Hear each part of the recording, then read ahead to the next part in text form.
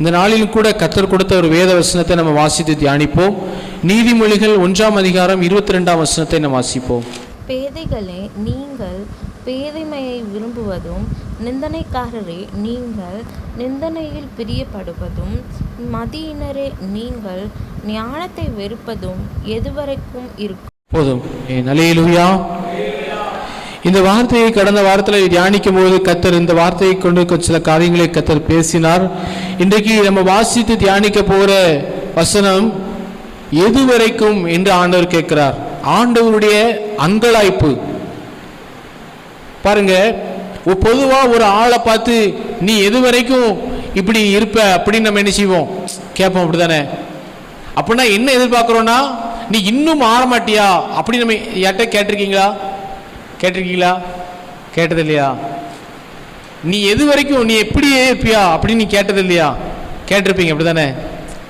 ஆகவே ஆண்டவர் ஒரு மனுஷனை பார்த்து கேட்கிறாரு, நீங்க எது வரைக்கும் இப்படி இருப்பீங்க அப்படின்னு கேட்காரு. அப்படின்னா என்ன அர்த்தம்னா, ஆண்டவருடைய ஒரு அங்கலாய்ப்பு. இப்ப ஆண்டவர் கேட்கிறாரு எது வரைக்கும் கேட்கிறாரு. இப்ப ஆண்டவர் மனுஷனை பார்த்து என்ன எதிர்பார்க்கிறாருன்னா, 3 காரியத்தை இந்த வசனத்தை சொல்றாரு பாருங்க. இந்த 3 நிலைமை நம்ம வாழ்க்கையில் இல்லாதபடி கர்த்தர் காத்து கொள்வாராக. அல்லேலூயா. இந்த 3 காரியத்திலையும் நம்ம இருந்தோம் அப்படின்னா ஆண்டவர் நம்மளை பார்த்து ஏங்குகிறார், அங்கலாய்க்கிறார். இப்ப இந்த வசனத்துல முதல் காரியம் என்னன்னு பாருங்க. முதல் காரியம், பேதைகளே நீங்கள் பேதமையை விரும்புவதும். பேதைகளே நீங்கள் பேதமையை விரும்புவதும். பாருங்க, நீ பேதையா இருந்த அப்படின்னா உலகத்துல உனக்கு நீதிமொழிகள் 7:7 வாசிப்போம். பேதையர்களாகிய வாலிபர்களுக்குள்ளே ஒரு புத்தியின வாலிபனை கண்டு அவனை கவனி. பேதையர்களாகிய வாலிபர்களுக்குள்ளே ஒரு புத்தியின கண்டேன் அப்படின்னு சொல்லி சாலமோன் ராஜா சொல்றாரு. இவன் ஒரு பேதையான வாலிபன். இவன் பாருங்க, மாலை நேரத்தில் என்ன செய்யறான், ரோட்ல போயிட்டு இருக்கும் போது திடீர்னு ஒரு பெண் எதிர்த்தாப்புல வாரா. அவர் ரொம்ப அழகா இருக்கா, மேக்கப் பண்ணியிருக்கிறா. அவ சொல்றா, உனக்காக தான் நான் காத்துட்டு இருந்தேன், உன்னை பார்க்கணுன்னு ரொம்ப ஆசையா இருந்தேன், எங்க வீட்டுக்கு வா, எங்க புருஷன் வீட்டுக்கு வெளியே போயிட்டாரு, வா நம்ம சந்தோஷமா இருக்கும்னு கூப்பிடுறான். ஆனா இவனுக்குள்ள ஞானம் அறிவு இருந்துச்சுன்னா என்ன செஞ்சிருப்பான்?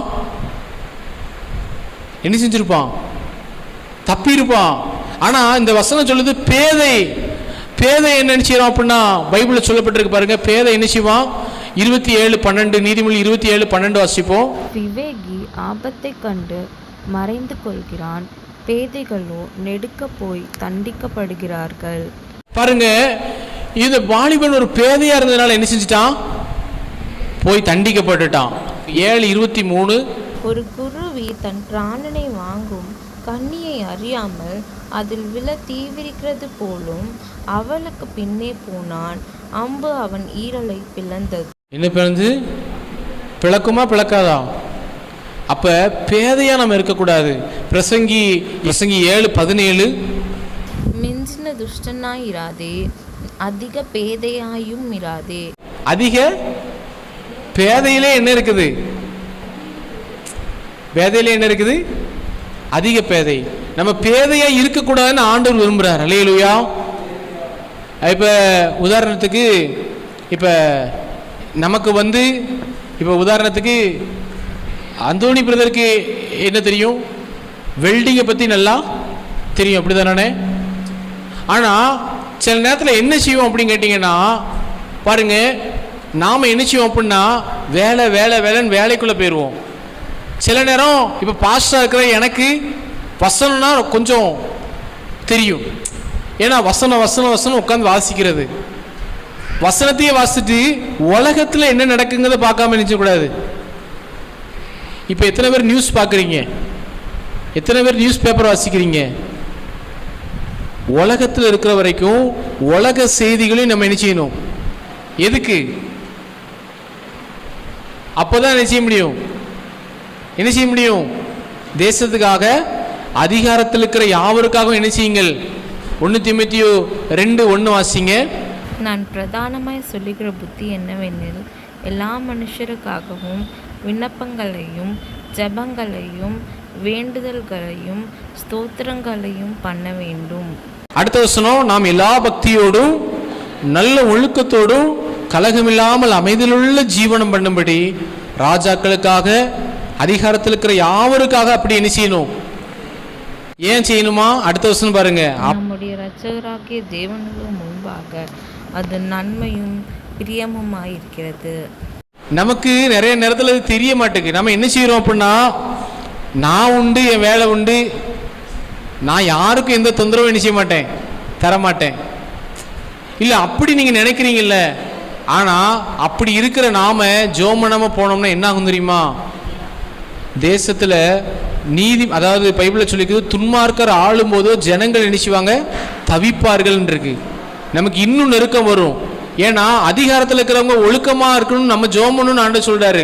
இப்போ இந்த சட்டத்தெல்லாம் நீங்கள் தெரியாமல் நியூஸே பார்க்காம இருக்கும் போது, உங்கள் வேலை உண்டு, வீடு உண்டு, சாப்பாடு உண்டு இருக்கும் போது, சர்ச்சு உண்டு, ஆவிக்குரிய வாழ்க்கையை மட்டும் நம்ம தெரிஞ்சுக்கிட்டு உலகத்தில் நடக்க காரியங்களை பேதையாக நம்ம இருந்தோம் அப்படின்னா நமக்கு நெருக்கம் வராது. நீங்கள் என்ன செய்ய முடியாது. பேதைகள் நெடுக போய் என்ன செய்வாங்க? தண்டிக்கப்படுகிறார்கள். இந்த வாலிபன் ஒரு பேதையா இருந்தா அவ கையில மாட்டினான். நம்ம தேவையில்லாத ஆட்கள் கையிலலாம் என்ன செய்வோம்? மாட்டும். அதனால நீதிமான்கள் நன்றாக இருந்தால் தான் பட்டணம் என்ன செய்யும்? களி கூறும். நம்ம எல்லாரும் ஒருமனப்பட்டு சில காரியங்களை அறிந்து கொண்டு நம்ம ஜெபம் பண்ணோம். இந்த வாரம் வெள்ளிக்கிழமை சாயங்காலம் ஜெபம் பண்ணும் போது ஒரு காரியத்துக்காக ஜெபம் பண்ணோம். அப்போ நம்ம தேசத்தின் காரியத்தை அறிந்து கொண்டு, ஆண்டவரே நன்மை செய்தால் உனக்கு மேன்மை இல்லையோ அப்போ இந்த பேதமையா நம்ம இராதபடி, ஆண்டவரே ஜனத்தின் உபத்திரவத்தை பார்த்து சொன்ன தேவன், இந்த காரியத்துக்காக நீங்கள் ஜெபம் பண்ணும் போது கர்த்தர் உங்களுக்கு உதவி செய்வார். இது பேதமைனா என்னது? ஒரு காரியத்தை அறியாமல் இருக்கிறது தான் என்னது? சொல்லுங்க அந்தோனியனே. பேதமைனா என்னது? பேதமையை விரும்பாதன்னு சொல்றாரு ஆண்டவர். அப்படின்னா என்னது? எனக்கு தெரியாது நம்ம சொல்றோம் பார்த்தீங்களா, அதை விரும்பாதன்னு சொல்றாரு. கொஞ்சமாவது தெரிஞ்சிருக்கணும். நான் என்ன சொல்றேன்னா, ஒரு விஷயத்தை பற்றி முழுசா நம்ம அறிந்து கொள்ளணும் அவசியம் இல்லை. அதிக பேதையாய் இராதே. எதை குறிச்சும் கொஞ்சம் அறிவு நமக்கு தேவை. இப்போ உதாரணத்துக்கு வீட்டில் ஆள் இல்லை அப்படின்னா ஒரு சோறு பொங்கக்காக நம்ம ஆண்களுக்கு என்ன செய்யணும்? தெரியணும். அதிக பேதையா நம்ம என்ன செய்யக்கூடாது. எனக்கு இதெல்லாம் தெரியாது அப்படி நம்ம சொல்ல வேண்டாம். பேதையா நம்ம இருக்க வேண்டாம்னு ஆண்டவர் சொல்றார். அல்லேலூயா. ரெண்டாவது, பேதைகள் பாருங்க, முதல்ல பேதைகள் நெடுக போய் தண்டிக்கப்படுவாங்க. நம்ம பேதையா இருக்க விரும்ப வேண்டாம். ரெண்டாவது, பேதைகள் என்ன செய்வாங்க? நீதிமொழிகள் 14:15 வாசிப்போம். பேதையானவன் எந்த வார்த்தையையும் நம்புவான், விவேகியோ தன் நடையின் மேல் கவனமாயிருக்கிறான். பேதையானவன் என்ன செய்வான்னா எந்த வார்த்தையும் நம்புவான். எந்த வார்த்தையும் நம்புவான். அதுதான் ஜனங்கள் ஏமாந்து போற காரணம். இப்போ இருக்கும்போது அது செய்யணும்னா கண்ணுக்கு குளிர்ச்சியாக இருக்கும். உடனே எப்பா நமக்கு இதுதான், அது நமக்கு தேவையில்லை. நீதியும் நியாயமும் அவருடைய சிங்காசனத்தின் ஜனங்களுக்கு நீதியாக நடக்குதா, நியாயம் நடக்குதாங்கிறத பார்க்கணும். இந்தியாங்கிறது பொதுவான நாடு, ஜனநாயக நாடு, எல்லாரையும் நேசிக்கணும். ஆனால் அது இல்லையே. ஆனால் அவனுக்கு அந்த அறிவு இருக்காது. அவனுக்குள்ளே என்ன செய்வான்? புகுத்திடுவான். இந்த மாதிரி காரியங்களை புகுத்தி, ஆனால் இது என்னுடைய யாருடைய நாடு? பூமியும் அந்த நிறைவு யாருடையது? அல்லேலூயா. அப்போ எல்லா ஜாதிக்கும் சுவிசேஷத்தை பிரசங்கிக்க சொல்லியிருக்கிறாரு. இங்கே 2000 வருஷத்துக்கு முன்னாடி தோமா வந்துட்டாரு. அவன் இப்போ சொல்லிட்டு இருக்கான் எங்க நாடுன்னு. முதல் சீசன் 12 பேரில் ஒரு ஆளே இங்கே வந்துட்டாரு. 2000 வருஷத்துக்கு முன்னாடி வந்துட்டாரு. அப்போ இதெல்லாம் நீங்கள் தெரிந்து கொண்டு ஜெபம் பண்ணுங்க. பேதமையாக நம்ம இருக்காதபடிக்கு காக்கப்படும். எந்த வார்த்தையும் நம்பாதீங்க. ரெண்டாவது பாருங்க, பேதைகள் என்ன செய்வாங்க?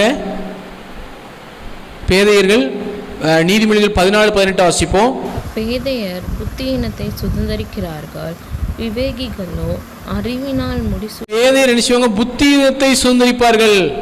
நீங்க நான் ஞானி நீங்களே நினைச்சுக்கிட்டு என்ன செய்வீங்கன்னா நீங்க இன்னும் புத்தியினத்துக்குள்ள போயிருவீங்க. அதனால பேதையா நம்ம இருக்கக்கூடாது. பேதையர்கள் நெடுக போய் தண்டிக்கப்படுகிறார்கள், எந்த வார்த்தையும் நம்புவார்கள். மூன்றாவது, புத்தியினத்தை சுதந்தரிப்பார்கள். அதே இது வாசிங்க 14:18. பேதையர் புத்தியினத்தை சுதந்தரிக்கிறார்கள், விவேகிகளோ அறிவினால் முடிசூட்டப்படுகிறார்கள். நமக்கு அறிவு வேணுமா, பேதை வேணுமா? சொல்லுங்க.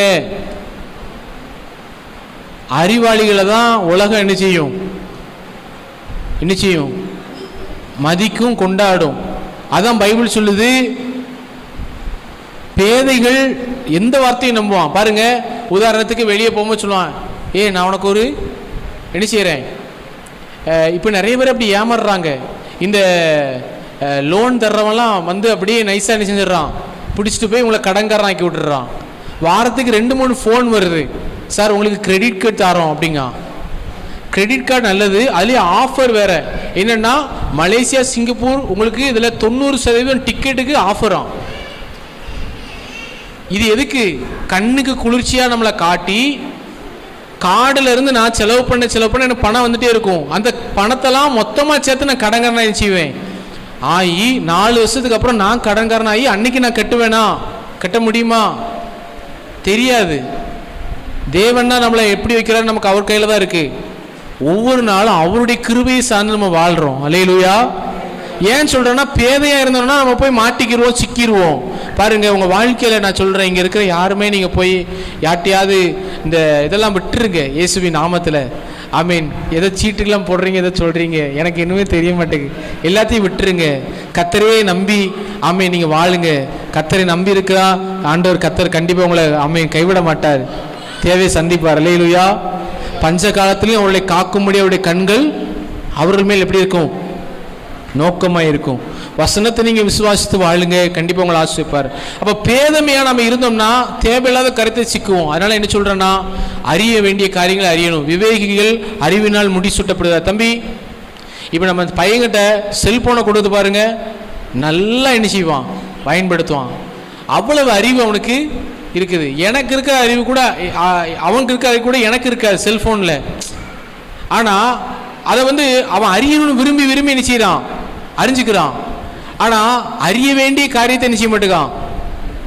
அறிய மாட்டேங்கான். அறிய வேண்டிய காரியங்கள் நிறையா இருக்குது. அறிய வேண்டிய காரியங்களை நம்ம அறியணும். இப்போ நீங்கள் பாருங்கள், நம்ம இன்னொரு காரியத்தை அறிந்து கொள்ளணும். பாருங்கள், இந்த கடைசி காலத்தில் நம்ம இருக்கிறோம்.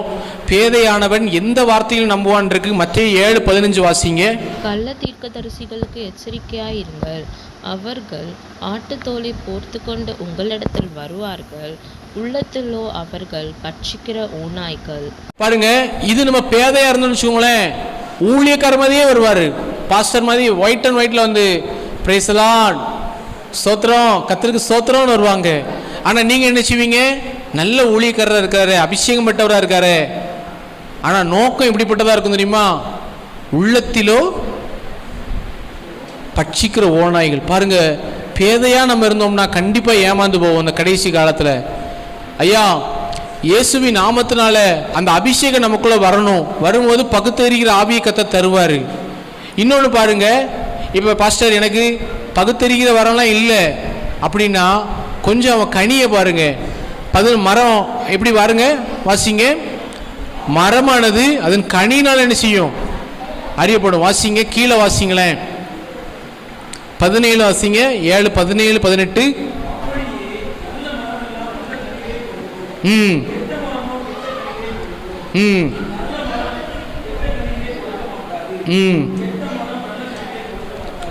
இதுதான் உங்களுக்கு அடையாளம். பாருங்க, எனக்கு பகுத்தறியிருக்கான்னு தெரியாது பாஸ்டர், எனக்கு அந்த அளவுக்கு வர இல்லை அப்படின்னு சொல்லலாம். கனியை பாருங்க. இன்னும் பிரசங்கம் பண்ணா என்னைய விட பிரசங்கம் பண்றதுக்கு எவ்வளவு பேர் இருக்காங்க. ஆனா கர்த்தருக்கு முன்பாக நிற்கும் போது உண்மையா இருக்கிறாங்களா? இதை நீங்க பார்க்கணும். கனியினாலதான் மரத்தை அறியணும்.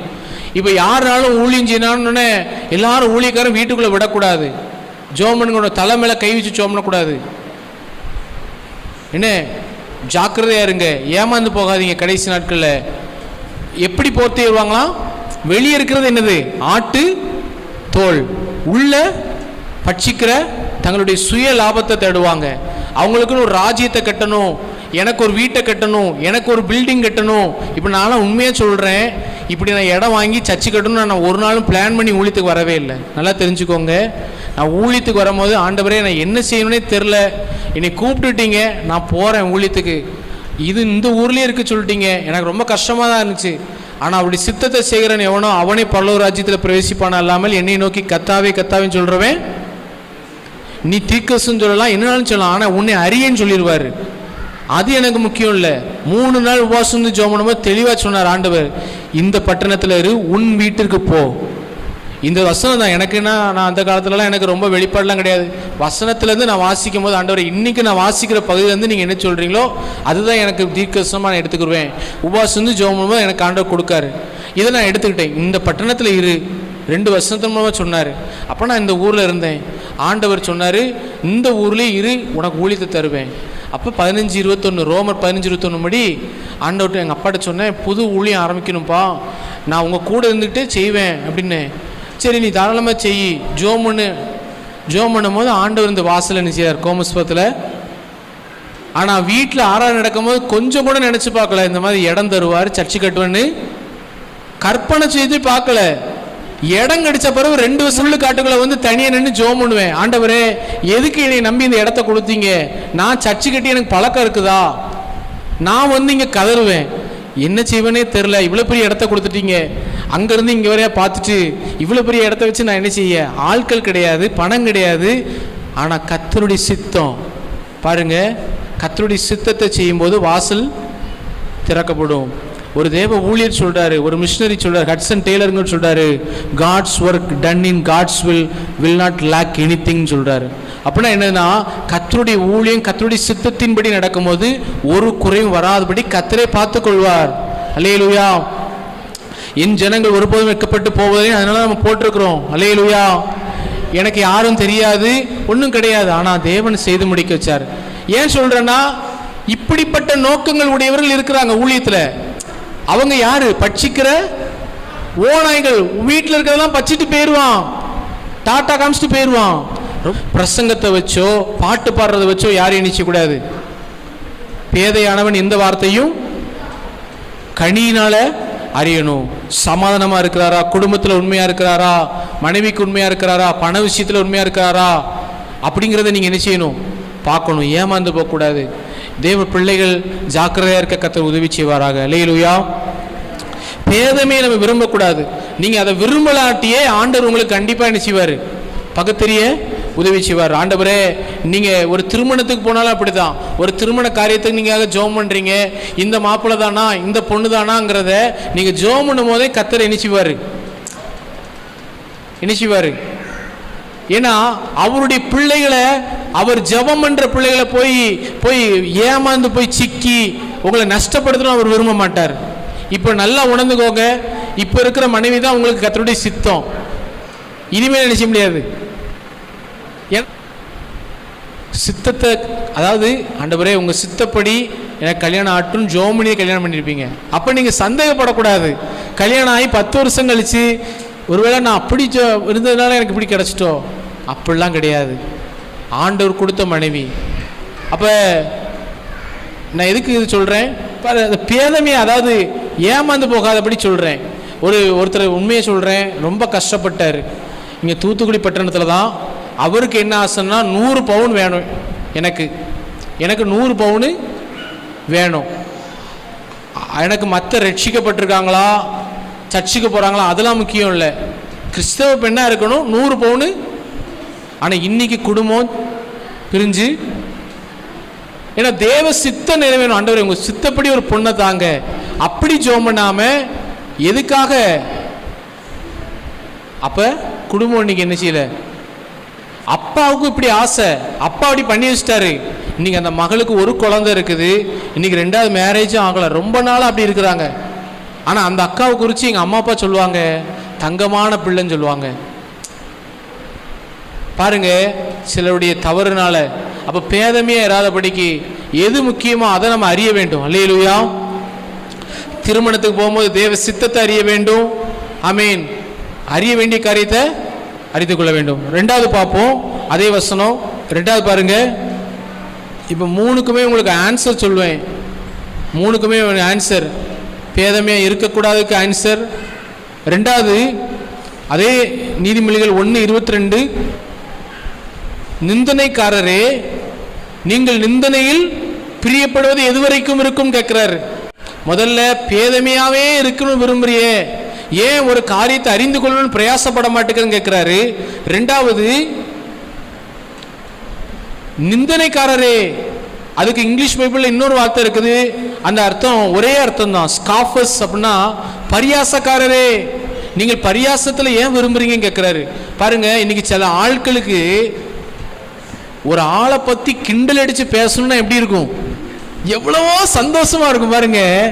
ஆனால் பிசாசு உங்களை அப்படியே நேரம் எங்கே கொண்டு போவான்? ஆண்டவர் பாருங்க, எபேசியர் வாசிங்க.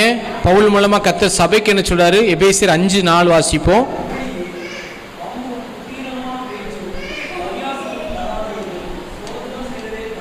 அந்த இடத்துல என்ன வருது? வம்பு, புத்தீனமான பேச்சு, மூணாவது பரியாசம். நிந்தனைக்காரரே என்னன்னா, நீங்க போய் யாரையும் நிந்திக்கிறது சொல்லல. அதாவது நிந்திக்கிறதும் தப்பு தான், மற்றவங்களை அதாவது அவமானப்படுத்தி பேசுறது தப்பு. ரெண்டாவது பரியாசம் பண்றது. நான் அவன்கிட்ட நேரில் போய் ஒன்றும் சொல்லலையே, ஆனால் அவன் இல்லாத நேரம் என்ன செய்யறது?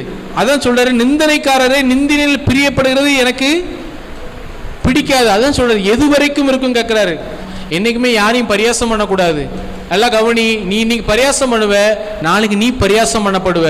நீ எதை விதைக்குது அதை நினைச்சுவ அறுப்பாய். அதனால வாயை பொத்திக்கிட்டு நிச்சயணும் இருக்கணும். அல்லேலூயா. யோபு சொல்றாருல, என் வாயை என்ன செய்யறேன்? பொத்தி கொள்ளுகிறேன்னு சொல்ற மாதிரி பொத்தி கொள்ளணும். பாருங்க, நமக்கு ரொம்ப சில நேரத்தில் இன்ட்ரெஸ்டா இருக்கும் அடுத்தவங்களை பரியாசம் பண்றது. பாருங்க, ஆண்டவர் வேதனைப்படுகிற காரியம் என்னன்னா மற்றவங்களை பரியாசம் பண்ணுகிறது. இன்னைக்கு பாருங்க, இன்னைக்கு சிலர் நல்லா பாடினோடனே என்ன செய்வாங்கன்னா, பாட தெரியாத ஆட்களை பார்த்து என்ன செய்வாங்க? நான் அந்த தப்பை பண்ணிக்கிறேன். உண்மையை சொல்கிறேன்.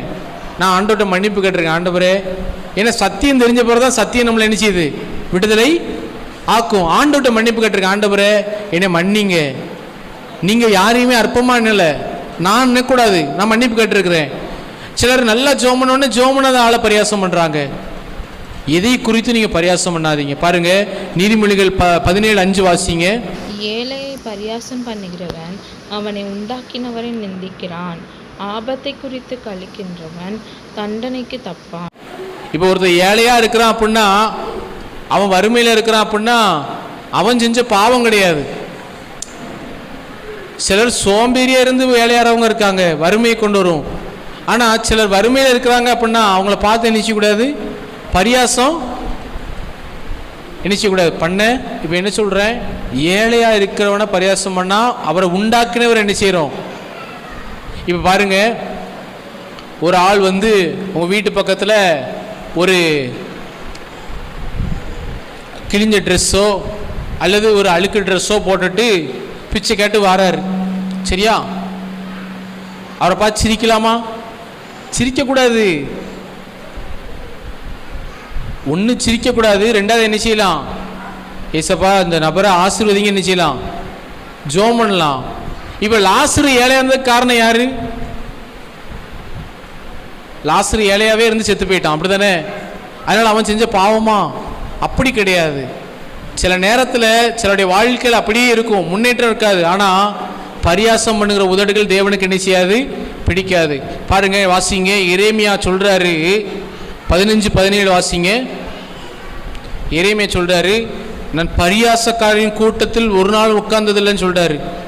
நான் பரியாசக்காரருடைய கூட்டத்தில் உட்கார்ந்து களி கூர்ந்ததில்லை. உமது கரத்தின் நிமித்தம் தனித்து உட்கார்ந்தேன். சலிப்பினால் என்னை நிரப்பினீர். பாருங்க, பரியாசக்கார கூட்டத்தில் உட்கார்ந்து ஒரு நாள் என்ன செய்ததில்லை? களி கூர்ந்ததில்லை அப்படின்னு சொல்றாரு. இதுதான் ஒரு தேவனுடைய பிள்ளையின் அடையாளமா இருக்கணும். அல்லேலூயா. சங்கீதம் 1:1 என்ன சொல்லுது? துன்மார்க்குடைய வழியில் நடமாலும் பாவியுடைய வழியில் இல்லாமலும் பரியாசக்கார உட்காரும். அடுத்த ஆளை பற்றி பேசி சிரிக்கிறாங்கன்னா நீங்கள் அங்கே உட்காராதீங்க. உங்களுக்கு கண்டிப்பாக என்ன வரும் தெரியுமா? வாசிங்க, நீதிமொழிகள் 22:10 வாசிங்க. அப்படிப்பட்ட ஆளை விட்டு நீங்கள் போகணும், இல்லாட்டி அந்த ஆளை துரத்தி விடணும். பைபிள் சொல்லுது, வாசிங்க. பரியாசக்காரனை துரத்தி விடு, வாது நீங்கும், விரோதமும் அவமானமும் என்ன செய்யும்? ஒளியும். சில வீட்டில் வாசலில் உட்காந்து அடுத்த ஆளை பார்த்து கிண்டல் பண்ணி பேசிட்டு இருக்கான்ல, உங்கள் வீட்டில் வந்து உட்காந்தானா அவனை என்ன செய்யணும்? இடத்த காலி பண்ணு, துரத்தி விடு. பிசாசை துரத்துறீங்களோ இல்லையோ, என்ன செஞ்சீங்க? நினைச்சீங்க துரத்து. இயேசுவின் நாமத்தெல்லாம் சொல்ல வேண்டாம். இதுக்கு போய் ஏக்கா போக்கா வீட்டுக்கு, என்ன ரொம்ப நேரம் ஆச்சு, அனுப்பி விட்ருங்க, துரத்தி விடு. சரி, அந்த ஆள் உங்க வீட்டுக்கு வந்தா நீங்க துரத்துங்க, நீங்களும் போய் என்ன செய்யாதீங்க, உட்காராதீங்க. எரேமியா சொல்றான், என்ன செஞ்சேன் அப்படின்னு கேட்டா, அவருடைய வார்த்தைகளை உட்கொண்டேன். அல்லேலூயா. அவருடைய வார்த்தையை உட்கொண்டுட்டீங்கன்னு வச்சுக்கோங்களேன், எந்த வாய் பரியாசம் பண்ணுதோ அந்த வாய் இனி பரியாசம் பண்ணாது, தீர்க்கதரிசனம் சொல்ல வாயும். அல்லேலூயா. வாசிப்போம். எரேமியா 15:16 வாசிங்க. அதே பாருங்க, நான் பரியாச கூட்டத்தில் உட்காரல, ஆனா நான் உட்கார்ந்து என்ன செஞ்சேன்னா அவருடைய வார்த்தையை என்ன செஞ்சேன், உட்கொண்டேன். மனப்பாடம் பண்ணணும் வசனத்தை. உட்கார்ந்து ஒரு சங்கீதத்தை வாசிக்க, ஒரு பகுதி வாசிக்கணும், அதுல உள்ள வசனத்தை ஏதாவது ஒரு வசனத்தை தூக்கி அப்படி உள்ள போடுங்க. அல்லேலூயா. உள்ள இருந்தாதான் ஆவியானவர் என்ன செய்வாரு, நினைப்பூட்டுவார். ஜோம் பண்ணும் போது ஞாபகத்துக்கு வரும். இப்ப சில நேரத்துலலாம் ஆறாவது நடத்தும் போது ஒரு நாளும் பிளான் பண்ணி போய் வசனத்தெல்லாம் சொல்லணும்னு நினைக்க மாட்டோம். ஆறாவது நடத்தும் போது வசனம் வர்ற காரணம் என்ன, உட்கொண்டதுனாலதான் உள்ள இருக்குது என்ன செய்யுது, வெளியே வரும். கண்ணுக்கு முன்னாடி அப்படி டிஸ்பிளே மேல ஆண்டவர் காட்ட மாட்டாரு, நினைப்பூட்டுறாரு. ஒருவனை அவன் தாய் தேற்றுவது போல தேற்றுவேன். இப்படி வசனங்கள் இருக்குது. இந்த வசனத்தெல்லாம் நீங்க சொல்லி சொல்லி சொல்லி நீங்க உள்ள உட்கொண்டுட்டீங்கன்னா, எரேமியாவின் வாய் என்ன செஞ்சது, தீர்க்கதரிசனம் சொல்லுச்சு. பரியாசக்கார உதடுகள் கர்த்தருக்கு அருவருப்பானவைகள், பரியாசக்காரனை துரத்து விடு, அப்பொழுது வாது நீங்கும்னா, வாதுனா சண்டை. பாருங்க, வாதுனா சண்டை. தேவையில்லாத சண்டைகள் உங்க வீட்டுக்கு வரவே வராது. பரியாசக்காரனை துரத்தி விட்டுரு. ரெண்டாவது, அவமானமும் நிந்தையும் ஒளியும். நான் தான் சொன்னேன்ல, இன்னைக்கு நீங்க பரியாசம் பண்ணி சிரிக்கிறீங்க, நாளைக்கு நீங்க பரியாசம் பண்ண வேண்டிய நிலைமை ஆயிரும். அதனால அவமானம் வராதபடிக்கு, பரியாசக்காரர்களோடு உட்காராதபடி கர்த்தர் நம்மை பாதுகாக்க வேண்டும். அல்லேலூயா. எரேமியா ஒரு சாட்சி. ரெண்டாவது பாருங்க, வெளிப்படுத்தின விசேஷம் 10:9 வாசிங்க. அதாவது வார்த்தையை உட்கொள்ளணும் எரேமியாவை போல.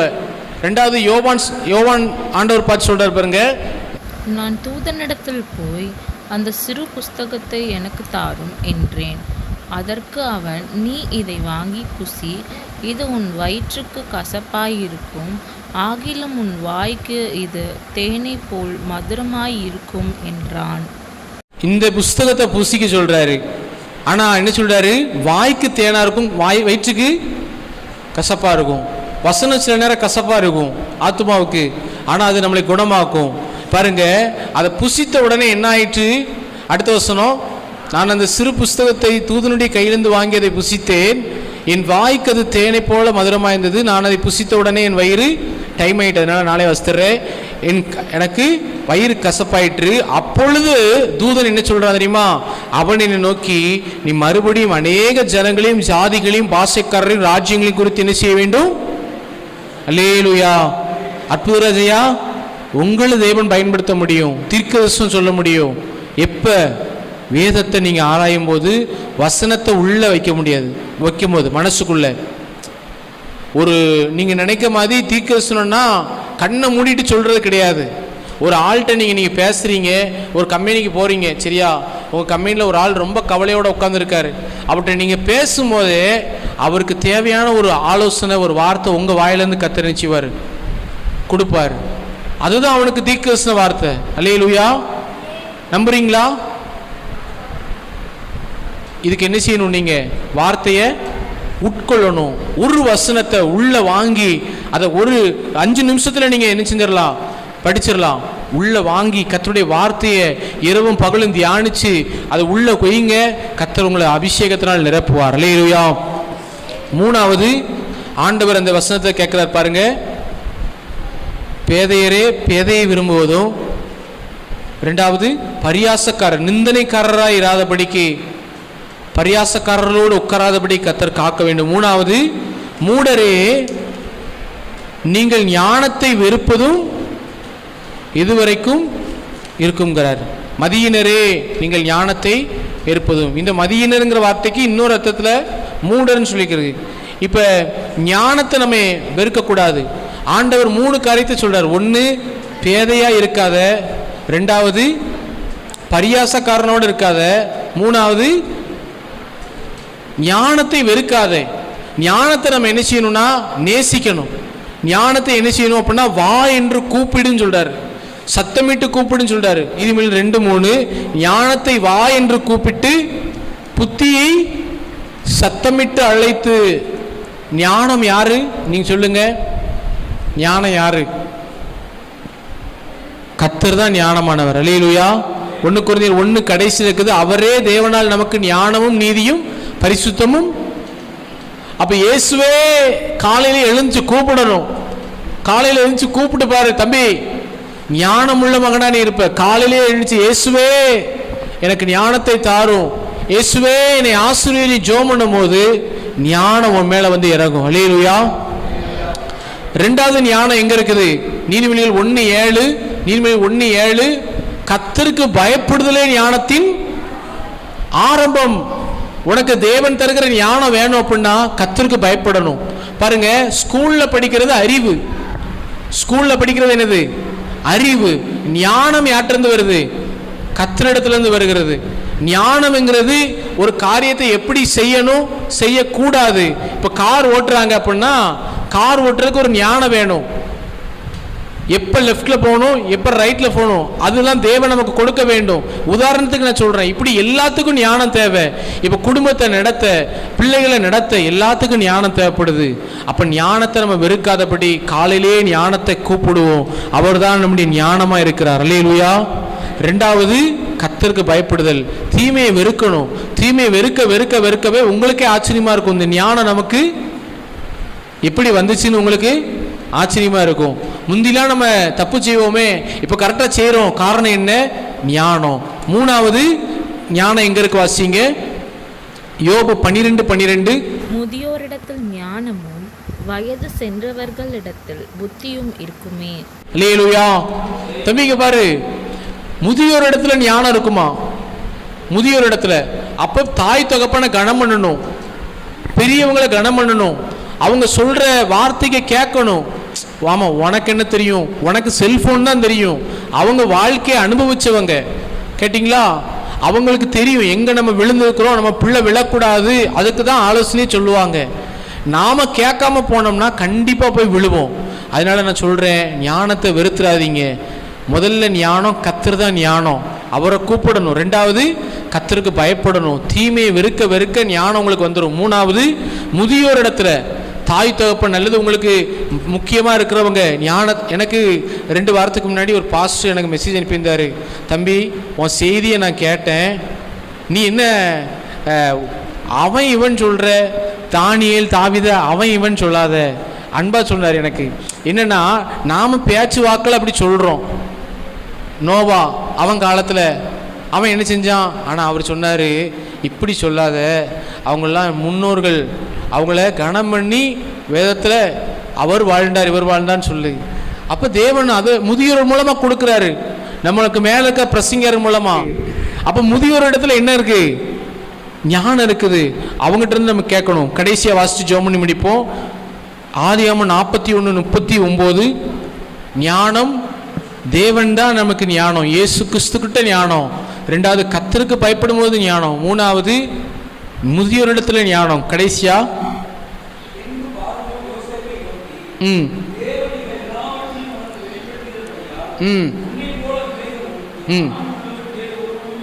உன்னை போல ஞானமும் மிகமுள்ளவன் ஒருவனும் இல்லை. இந்த ஞானம் எப்படி வந்துச்சு? முந்தின வசனத்தை வாசிங்க.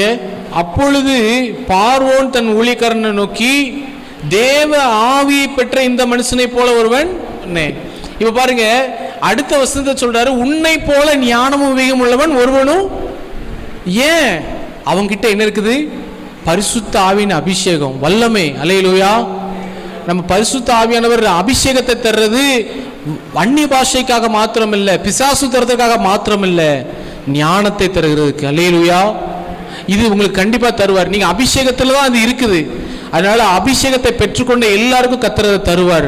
ஒரு தொழில் செய்யணும், ஒரு வேலைக்கு போகணும், எல்லாத்துக்கும் ஞானம் தேவை. ஆகவே கர்த்தரிடத்துல கேட்போம். இந்த 3 காரியம் நம்முடைய வாழ்க்கையில் இராதபடிக்கு பேதமையை விரும்பாதீங்க, எந்த காரியத்தையும் அறிந்து கொள்ளணும் விரும்புங்க. ஆமேன், ஆமேன், ஸ்தோத்திரம். அறிவினால் முடி சுட்டப்படுங்க. ரெண்டாவது, நிந்தனைக்காரரோடு இருக்காதீங்க, மற்றவர்களை பரியாசம் பண்ணுவர்களோடு கூட சேராதீங்க, பரியாசக்காரர்களாய் ஆமேன் நீங்களும் இருக்காதீங்க. மூணாவது, வாசிச்சோம், ஞானத்தை வெறுத்துறாதீங்க, அவருடைய வார்த்தையில் ஞானம் இருக்குது. ஆமேன். கர்த்தருக்கு பயப்படுதல் ஞானத்தை தருகிறது, முதியோரிடத்தில் ஞானம் இருக்கிறது, பரிசுத்த ஆவியானவர் ஞானத்தை தருகிறார், அபிஷேகத்தினாலே ஞானம் தருகிறார். கர்த்தர் இந்த வார்த்தையில் நம்மை ஆசீர்வதிப்பாராக.